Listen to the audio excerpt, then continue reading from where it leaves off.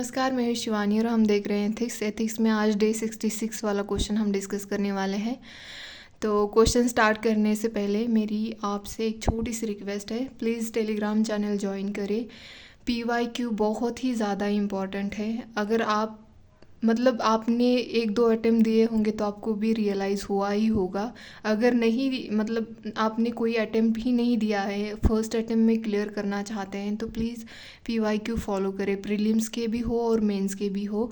और daily at least एक तो आंसर राइटिंग करनी ही करनी चाहिए, एक क्वेश्चन के आंसर राइटिंग करनी ज़रूरी है। और डेली जो क्विज़ आते हैं जैसे करंट अफेयर्स की हो, PYQ के तो हमारे अपने चैनल पे है ही, तो आप और भी दूसरे प्लेटफॉर्म पे क्विज़ फॉलो कर सकते हैं ताकि आपकी प्रैक्टिस बेहतर हो। तो चलो आप देखते हैं क्वेश्चन क्या है। Nowadays, there is an increasing thrust on economic development all around the globe. At the same time, there is also an increasing concern about environmental degradation caused by development. Many a time, we face a direct conflict between development activity and environmental quality. It is neither feasible to stop or curtail the developmental process, nor it is advisable to keep degrading the environment as it threatens our very survival. Discuss some feasible strategy which would be adopted to eliminate this conflict and which could lead to sustainable development. तो ये हमारी first case studies है, 250 words में लिखना है। तो इसमें यही कहा है कि जो हमारी बढ़ती इकोनॉमिक डेवलपमेंट है और जो एनवायरमेंटल कंसर्न्स है, तो इसके लिए हमें कौन सी पॉसिबल स्ट्रैटेजी लेनी है जिसके द्वारा कन्फ्लिक्ट ना आए। तो ये केस स्टडी है, तो इसकी फिजिबल स्ट्रैटेजी हमें यहाँ पे बतानी है और डिस्कस बोला है तो सारे पॉइंट हमें यहाँ पे लिखने हैं अच्छे से। तो पहले तो मैंने यहाँ पे कि स्टेक होल्डर कौन से आते हैं इस केस स्टडी में ये बताया मैंने। और ये ज़रूरी भी है, जब भी केस स्टडी लिखते हो आप तो वहाँ पे इश्यूज़ में कौन से स्टेक होल्डर आते हैं और डिलेमा कहाँ पे है ये भी हमें लिखना होता है। तो मैंने यहाँ पे स्टेक होल्डर लिखे हैं इन दिस केस स्टडी। आप यहाँ पे छोटी सी ऐसी ट्रायंगल करके भी दिखा सकते थे, ये मैंने जो ये लिखा है ना, तो ये ऐसे ट्रायंगल बना के भी लिख सकते थे। यहाँ पे एनवायरनमेंट लिखा है, यहाँ पे अर्थ लिखी, फिर यहाँ पे एनवायरनमेंट लिखा है, यहाँ पे मैनकाइंड लिखा, ऐसे भी आप कर सकते हो। तो मैंने यहाँ पे लिखा कि स्टेक होल्डर कौन से, एक तो अर्थ है, दूसरा एनवायरनमेंट है और थर्ड है मैनकाइंड। तो और डिलेमा क्या है इसमें, डिलेमा दुविधा। इसमें दुविधा कहाँ है, दुविधा ये है कि डेवलपमेंट वर्सेस एनवायरमेंटल डिबेट है और सेकंड है कि survival versus greed of mankind है। तो ये डिलेमा है यहाँ पे। तो यहाँ पे हमें इसी को अच्छे से डिस्कस करना है कि क्या फिजिबल स्ट्रैटेजी है, उसको लिखना है। तो फिर मैंने यहाँ पे लिखा है, होप कि आपको दिख रहा हो क्लियरली।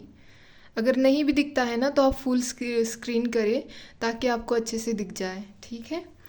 तो यहाँ पे development indeed is a necessary but a multifaced evil, with development comes restructuring of the planet. देखो, डेवलपमेंट बहुत ज़रूरी होती है किसी भी कंट्री के लिए। ऐसे नहीं कि जो डेवलप कंट्री हो चुके हैं उनके लिए ज़रूरी नहीं है, ऐसा कुछ नहीं है। डेवलप कंट्री को भी और डेवलपिंग कंट्री को, दोनों को भी डेवलपमेंट ज़रूरी होती है। बट साथ ही साथ एनवायरनमेंट भी बहुत ज़रूरी होता है, क्योंकि हम एनवायरनमेंट का पार्ट हैं। जो ये लाइफ साइकिल है ना, इसमें हम एक दूसरे के ऊपर डिपेंड है। जैसे हम पेड़ पौधे हो, ये सब जो आते हैं ये लाइफ साइकिल में आते हैं, तो हम एक दूसरे के ऊपर डिपेंड है। अगर पेड़ पौधे नहीं रहेंगे तो हम ऑक्सीजन कहाँ से लेंगे। तो ये बहुत इम्पॉर्टेंट है ये एनवायरनमेंट हमारी लाइफ में, क्योंकि हम इसका पार्ट है। तो मैंने यही बताया यहाँ पे। तो environment also necessary, human beings are part of environment, hence development and environment can go hand in hand. दोनों साथ चल सकते हैं। ऐसे नहीं कि डेवलपमेंट ही किए जा रहे हैं और एनवायरनमेंट को बिल्कुल निगलेक्ट कर दिए, ऐसे नहीं कर सकते। एनवायरनमेंट को भी ध्यान में रखते हुए हम डेवलपमेंट कर सकते हैं। तो यही कहा है मैंने यहाँ पे। But it also cause destruction, here it is important to remember following strategy. तो मतलब जब भी हम कोई डेवलपमेंट लाते हैं, कोई भी प्रोजेक्ट ले लो या कोई भी डैम ले लो और या कोई भी मतलब गवर्नमेंट ऑर्गेनाइजेशन का जो हाउसिंग होती है वो ले लो, तो जहाँ पे पेड़ पौधे काटे ही जाते हैं। जैसे कि हमने देखा था कि बहुत पुराने ट्रीज़ थे मुंबई में, जहाँ पे रास्ता बनाया जा रहा था, रोड बनाया जा रहा था, उसमें बहुत पुराने पेड़ थे और उनको काटा गया। अभी उतने पुराने पेड़ को देखो, अगर उगाना भी चाहेंगे ना तो इतने जल्दी तो नहीं उग पाएंगे पेड़, बड़े तो होंगे नहीं इतने जल्दी, कितने भी आप फॉरेस्टेशन कितना भी कर रहे हो, बट उतना बड़ा पेड़ एक दिन में तो होगा नहीं ना, ये तो लॉस ही है कितना भी चाहे आप करो तो इसीलिए हमें एनवायरनमेंट को भी ध्यान में रखना चाहिए। तो इसके लिए स्ट्रैटेजी क्या है ये देखना है। फर्स्ट यहाँ पे sustainable development is the net result and not mayor economic development. Sustainable development ज़रूरी होती है हर नेशंस के लिए। सेकंड है यहाँ पे आइडियोलॉजी ऑफ वसुधैव कुटुंबकम शुड बी अप्लाइड। ये ज़रूरी है क्योंकि ये क्वेश्चन में ही आपने देखा होगा कि ग्लोब का कंसर्न्स बताया गया है केस स्टडीज़ में। तो वसुधैव कुटुंबकम ये जो आइडियोलॉजी है वो अप्लाइड करनी चाहिए। मैंने यहाँ पे एग्जाम्पल भी लिखे हैं। जब भी आप मतलब ऐसे पॉइंट लिख रहे हो तो उसके अंदर एग्जाम्पल देना ज़रूरी होता है, इससे आपका आंसर एनरिच बनता है। तो यहाँ पे मैंने लिखा है काउंटरिंग क्लाइमेट चेंज, ये पॉइंट हो गया, यहाँ पे अप्लाइड कर सकते हैं हम वसुधैव कुटुंबकम। सेकंड यहाँ पे to reach global consensus on sustainable development. तो सस्टेनेबल डेवलपमेंट के लिए भी हम एक साथ आ सकते हैं ना, एक ऐसी पॉलिसी जो कि वर्ल्ड के लिए लागू हो। अभी जो हमने स्टेप उठाए हैं COP28 में, वो भी तो मतलब सबने मिल के उठाए हैं ना, सबको चिंता है क्लाइमेट चेंज हो रहा है, ग्लोबल वार्मिंग बढ़ रही है, तो सब एक साथ मिल के उन्होंने प्लानिंग बनाई। जो भी फंड है डेवलप कंट्री ने मान लिया है कि हम फंड प्रोवाइड कर देंगे। तो वैसे ही ये मतलब ये आइडियोलॉजी वहीं पे यही तो होती है ना, वसुधैव कुटुंबकम आइडियोलॉजी की पूरे वर्ल्ड मिल के काम करे किसी भी चीज़ को जो कि कंसर्न्स है वर्ल्ड के लिए। तो थर्ड यहाँ पे लिखा है मैंने awareness of mankind via persuasion and social influence to adopt greener development. तो अवेयरनेस बहुत इम्पॉर्टेंट होती है, मतलब लोगों को अवेयर करना ज़रूरी है क्योंकि उनको भी पता होना चाहिए कि जो भी अब बारिश जो होनी चाहिए थी अच्छी खासी, इस साल बारिश बहुत कम हुई है, ये वजह है क्लाइमेट चेंज की। तो लोगों को पता होना चाहिए और उनको हम कैसे मतलब सोशल इन्फ्लुएंस कर सकते हैं, पर्सुएशन के साथ उनको हम समझा सकते हैं। जैसे कि यहाँ पे मैंने एग्जांपल लिखा है कि यूज़ इलेक्ट्रिकल व्हीकल, मतलब उनको इलेक्ट्रिकल व्हीकल यूज़ करने के लिए हम प्रोमोट मतलब बूस्ट करें ताकि उनको मतलब समझ में आए कि उनकी भाषा में बताना बहुत ज़रूरी होता है। एक्चुअली उनको उनके तरीके से हम समझाते हैं ना तो बहुत जल्दी समझ जाते हैं, तो ये बहुत ज़रूरी होता है।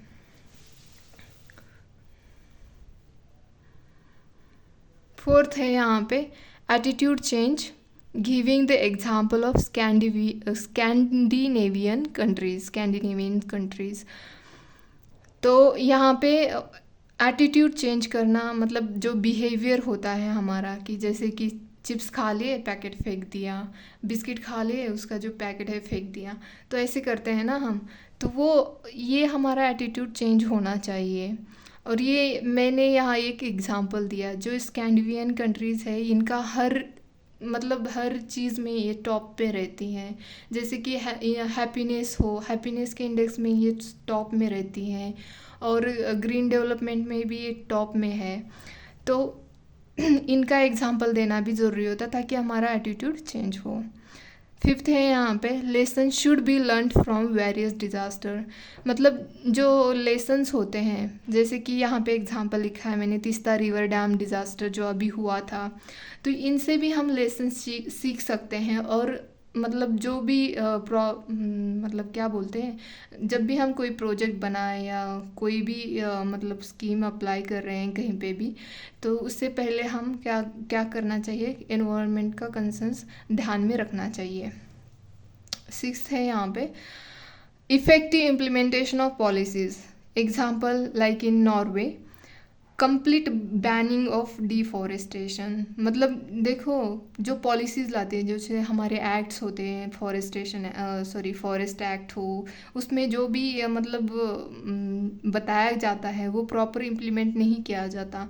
जैसे कि जो हमारे नेशनल पार्क होते हैं, ये ज़्यादा हाईली प्रोटेक्टिव एरियाज़ होते हैं, वहाँ पे मतलब ह्यूमन एक्टिविटीज़ बैन होती है, तो उसको प्रॉपर इम्प्लीमेंट नहीं किया जाता।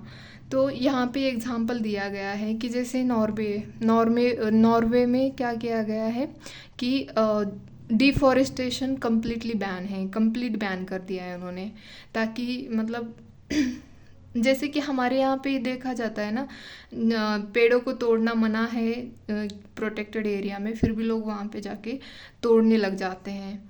तो ऐसा नहीं है, ऐसा नहीं करना चाहिए। हमें जो हमारी पॉलिसीज़ है उनको अच्छे से इम्प्लीमेंट करनी चाहिए, उनको मॉनिटर अच्छे से करना चाहिए, उसका सर्विलेंस होना चाहिए, ताकि जो भी दुर्घटना घटने वाली हैं वो अवॉइड की जा सके।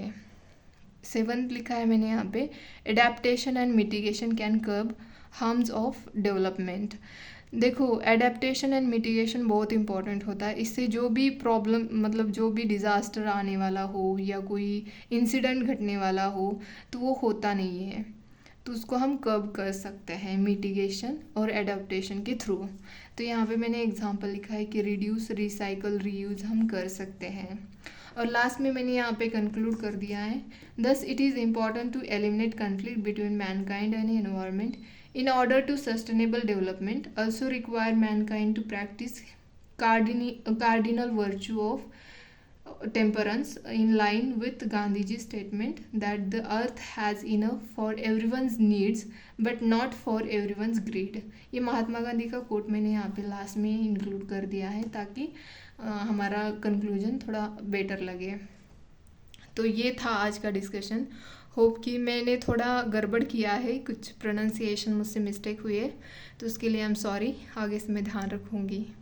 धन्यवाद।